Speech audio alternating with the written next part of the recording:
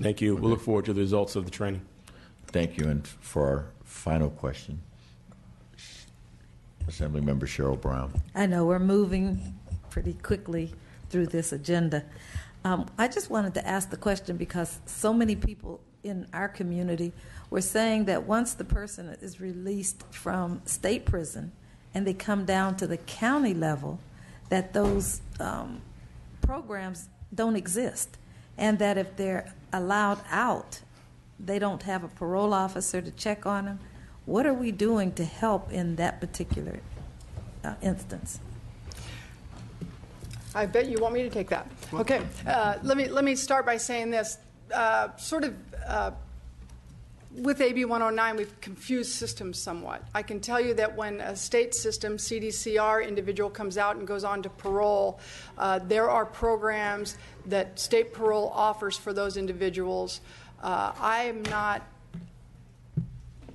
sort of like mind saying that those programs do not exist. I believe there are a number of programs out in the communities that can assist that population. The next segment of that is individuals that are placed on supervision in a probation department and locally rolled out programs. I can tell you that capacity is an issue all over the state of California. When we realigned and had to mix systems, what we reckoned with the fact is we have some abilities right now to get some things done, but without capacity moving in a much faster rate than it is able to in governmental systems, that it does create some prohibitions and problems and some barriers.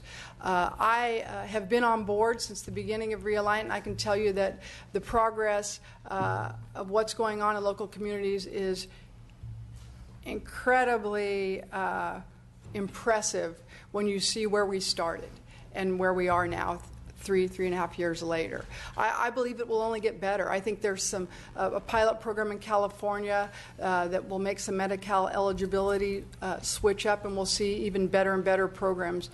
Right now we're looking at how systems all catch up with each other, frankly, and I'm convinced that without the kind of capacity we need, we won't see the positive impacts I think you all want in terms of recidivism reduction. So what do we need to do to make that happen? Because right now it's creating confusion between the county, the state, and all of the efforts that are supposed to be going forward. How long do you see it happening, and when can we come to some kind of place that we can help in that process?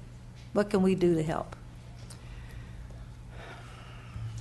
Well, depending on who you listen to and what county you're in, some counties have a great deal of capacity. Smaller counties tend to have some strifes with that. When you're geographically challenged, you'll see some issues that surround that. I think one of the first things we can do is offer some patience. I think we can continue to look at best practices and forward those agendas and offer grant opportunities when that opportunity arises and roll out further programs.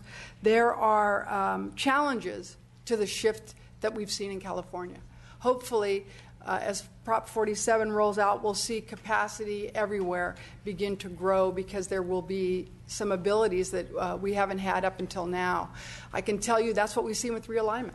You see now in custody programs that did not exist post-realignment, you now see reentry programs that weren't there, pretrial programs that weren't there, assessment tools that weren't there. It really is just a very large system that we know as the state of California acting and reacting to some systemic changes that we're making, both with realignment and 47.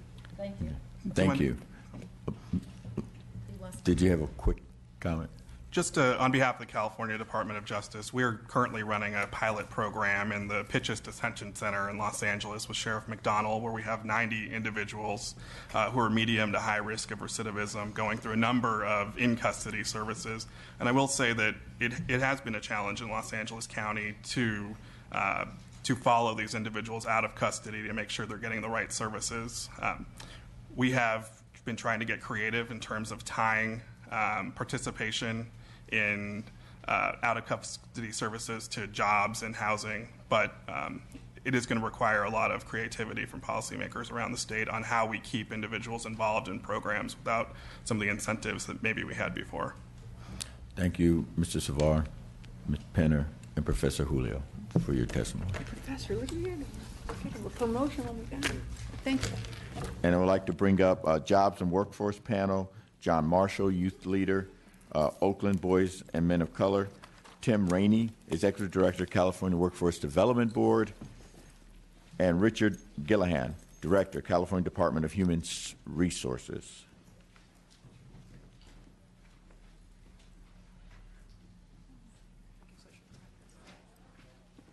And I apologize, Mr. Bonta had to go to appropriations to present a bill,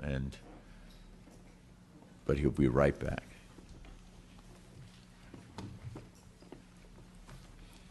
Mr. Marshall, whenever you're ready to begin.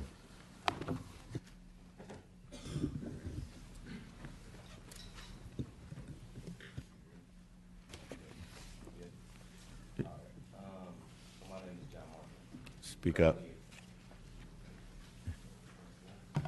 All right. There you go.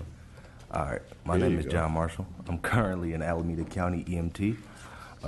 So in my current role, I am pretty much the front line of a lot of the medicine. I do a lot of the transport to and from the hospitals. So right now, currently, I am also a trainer. So I actually train EMTs and men of color to actually go into the healthcare field. A few of the things that I faced as a child was being born into a drug-addicted home, so mother and father addicted to drugs, and being a part of the foster care system. So throughout my childhood, I was incarcerated, and I went through the foster care system. I am currently an advocate of Prop 47, also a testimony. So last year, I was able to get my EMT certification due to the reduction of my drug offenses that I had at the moment. And so with that, was able to actually gain employment and actually able to be that change that my community actually needed to see. Me currently also am pretty much just a mentor throughout my community, and I do a lot of community work through a lot of the community-based organizations with the Boys and Men of Color, Urban Strategies, also a program, the EMS Corps, which diversifies and tries to get men of color into the healthcare field. So that's a little bit of my story. Thank you. Mr. Rainey next. Thank you, Mr. Chair, members. I'm honored to have been invited to address the Select Committee. I've been involved with the Alliance for the Boys and Men of Color for some time, since its inception, in fact, and have seen a great deal of progress and a great partnership that has developed between the State Workforce Investment Board and community-based organizations all over the state of California committed to the equity agenda.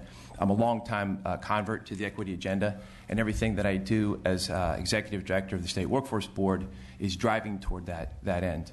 And I should add that I think I'm maybe chair, definitely a long-time member of the Angela Glover Blackwell fan club.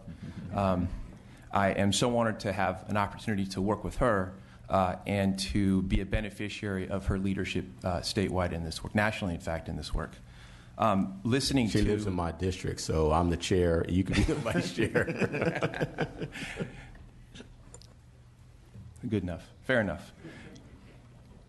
I want to make one more comment, then I'll talk about the implementation of the Federal Workforce Investment Act and a concept that we've developed and we've been funding called the Accelerator Grant Fund, and in particular AB 2060, which is the Supervised Workforce Training Program. So I'll quickly just say one more thing and get to the meat of my comments. I started out working at the local regional level, developing partnerships between labor and industry when I worked for the California Labor Federation, the state AFL-CIO. Had a lot of experience working directly with programs and working directly with people looking for jobs. That gives you a lot of motivation to make systems work better, to make government work better. Since I've been in Sacramento, it's been 3 years now. I think it's been 3 years. There's a tendency to, in some ways, lose touch with things that happen on the ground and the people who are impacted by the work that we do in Sacramento. There's a tendency for things to seem too abstract. And this hearing today has helped to remind me of why I do this work, and I think why we all are committed to this work. I've had a really hard time just kind of holding back, clapping. I've been doing this, and I get how that's important, but I want to just jump out of my chair and scream because it's fantastic work. All right, so now to what the heck I'm doing. The State Workforce Investment Board is focused on implementing new federal law, the Workforce Innovation Opportunity Act. Frankly, the new federal law is not a whole lot different than the old federal law, the Workforce Investment Act. We have 48 local workforces across the state of California that administer about 10% of the funds that we annually invest in education, training, employment services in the state, which amounts to about $4 billion. So the Workforce Investment Boards and the money they have, which is really passing through Sacramento and into these 48 jurisdictions that are running counties and cities, consortiums of one or the other or both, it's just 10%. So it's not the whole system. What the State Workforce Investment Board is trying to do, and we've been working on for the last 3 years plus, and what local workforce boards should be engaged in, is looking at this broad range of services and investments and how to get some scale out of those to make significant impacts. We can't make big impacts if we're all working in silos, either at the state level or at the local level. You've really got to bring it together to get some scale. You have to have a common agenda, a common vision regionally and locally about what you want to pull off. You've got to have everybody at the table on planning how to do this. And then you've got to be running in the same direction. And if you can do that at the local level, regional level, at the state level, you will make these big impacts. We're focused on the big picture of increasing intergenerational income mobility. That's our big idea. This is why we're doing planning with our state partners in Sacramento on WIOA implementation. We're sitting down with all of the departments, coming up with a common agenda and a common vision. And that's what we're pushing the local workforce investment boards and collaborating with community colleges, with county welfare agencies, with community-based organizations, with labor organizations, and with business, a common vision for each region of the state, and hitching the wagon of those services and those efforts to the employers that are driving regional employment. Because at the end of the day, we can train people till we're blue in the face, but it doesn't change their world unless you've got a direct connection or pathway to real employment with an employer that is going to be around for a long time. So what we're pushing is an equity agenda. It's a skills agenda. It's very ambitious, and we're using the Workforce Innovation and Opportunity Act as our chance to push what we've done for the last 3 years to the next level. We've got a Sacramento strategy, which is really about aligning among the departments and the various programs, but we also have a regional strategy. You can change a lot of stuff in Sacramento, but at the end of the day, you're not making meaningful impact unless the people on the ground that are closest to the businesses and closest to the clients who need services, unless you can impact the way they do work. So we've got 3 things that I'll mention, although there's a whole lot more we're doing that I think is helping us move our ambitious agenda. One is a thing called Slingshot, which is we're funding with discretionary funds, bringing together regional coalitions of all these partners to develop that common agenda and that common vision. Another thing is an accelerator fund, where we're taking discretionary dollars, but also $2060 from the recidivism reduction fund, targeting it to specific populations that need it to accelerate or have accelerated employment outcomes or educational outcomes. So this is kind of a surgical investment in bringing together partnerships, sometimes unusual partnerships, to take existing dollars, the big pot, and making it do new, different, and innovative things. So it's not a lot of money we're putting out statewide, but we think it's going to make a difference for specific populations in accelerating their employment outcomes. I got the stop sign, so I'm going to wrap it up. In the fall, we are going to take the new state strategic plan, the governor's strategic plan for workforce development, on the road around the state and get buy-in from stakeholder organizations. We're going to work very closely with the Alliance to bring to the table community-based organizations committed to the equity agenda, so they have a say in what not just our state plan looks like, but what the regional plans look like as well. We are also on our next round of accelerator grants working with the Alliance to help develop the RFAs, but also to provide technical assistance to organizations across the state of California so they have the ability to apply successfully for those dollars. We're doing the same with the 2060 funds. So we're going to continue our partnership, our strong partnership with the Alliance to make sure that what we get done is making big impacts for the right people in the state of California, those who most need our services and who most need jobs. Thank you. Thank you, Mr. Rainey. Mr. Gillihan? Thank you. Good morning, Mr. Chairman and members. Richard Gillihan. I'm the director of the California Department of Human Resources. And so the topic I was asked to speak on today had to do with the implementation of Ban the Box for state jobs. And I think we have a good story to tell you. For us, it really started back in July of 2010 when the State Personnel Board, via their policy authority, removed 2 questions from the former state application. Question 10, which asked people to check yes if they'd been convicted of a misdemeanor for domestic violence, and then question 11 asked them to check the box if they had been convicted of a felony. Those were removed from the state application form, and they were replaced with a criminal record supplemental questionnaire, and that questionnaire is only to be answered or responded to if they're applying for a particular job in a criminal justice related department or for a particular job in another department where there's specific statutory authority to conduct a criminal background check as part of the employment process. In July of last year, July of 2014, after the passage of AB 218 by Assemblymember Dickinson, that was the bill that sort of changed the paradigm that even if you're going to ask a question like that as part of the hiring process, you first must wait until after you've determined that the applicant meets the minimum qualifications for the job before you ask that question.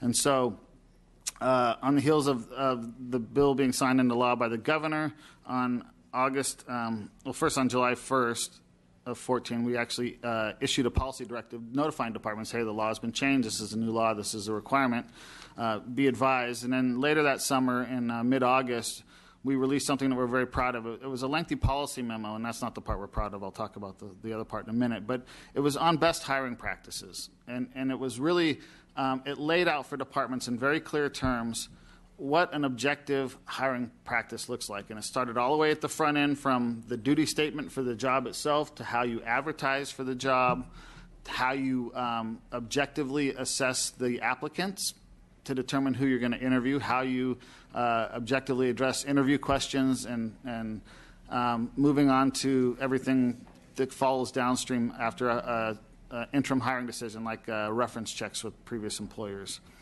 But we didn't just do the policy memo. We actually we developed training through our legal office in conjunction with one of our program divisions, and on that very topic, best hiring practices. And that training to date has been delivered to in various forms, either direct classes or through our CalHR conference, which we just had earlier this summer, to over 450 attendees.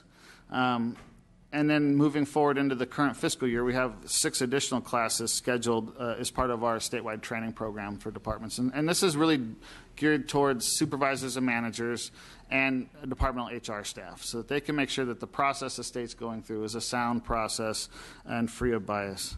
And then on an ongoing basis, our legal division through our House Counsel program provides guidance to departments, particularly those who need to have a business need to implement some sort of a supplemental screening criteria for a particular job to make sure they do it right, do it the right way in compliance with the law, with the policy intent, and it's a fair process. And in the interest of your time, I will conclude my comments now and happy to answer any questions the committee may have. Thank you. Thank you, Mr. Gillihan.